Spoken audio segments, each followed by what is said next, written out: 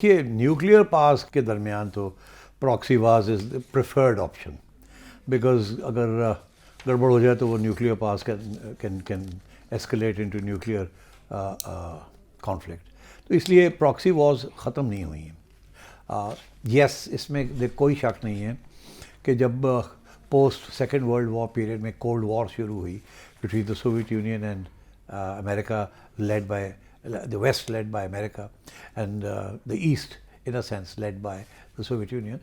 تو proxy wars ہوتے تھے because both were declared nuclear powers, Soviet Union and America. تو زیادہ تر proxy wars ہوتے تھے, whether in Africa, جو کہ American forces, American supported regimes اور سوویٹ سپورٹڈ regimes کے خلاف انڈیپینڈنس موومنٹس اور سیسیشنسٹ موومنٹس اور اپوزیشن کو کرنا. This was the norm. مگر جب سے یہ یونیپولر ورلڈ بنا 1993 کے بعد، after the demise of Soviet union, تو امریکہ نے پراکسی وارز کی پھر اتنی ضرورت نہیں پڑی.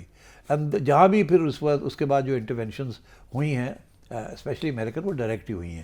ایک آدھ جگہ پہ یس ڈیسٹیبلائز کرنے کے لیے، سافن اپ کرنے کے لیے etcetera, but by and large America کی جو پراکسی وار اسٹریٹجی تھی وہ تھوڑی سی ریٹریٹ پہ گئی یا انڈائریکٹ ہو گئی.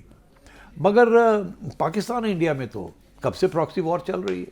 آپ کو پتہ ہے کہ جب کشمیر کے اندر لبریشن کی وار شروع ہوئی تو اس سے ظاہر ہے پاکستان کا سپورٹ تھا. And India use to accuse us کہ آپ نے اپنی پراکسیز استعمال کر رہے ہیں فرام اکراس دا بارڈر.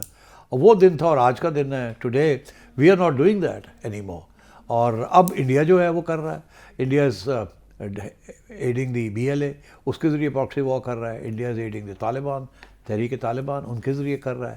میں تو سمجھتا ہوں شاید IS کے اس کے ساتھ بھی کر رہا ہے، ٹیررسٹ گروپس کے ساتھ.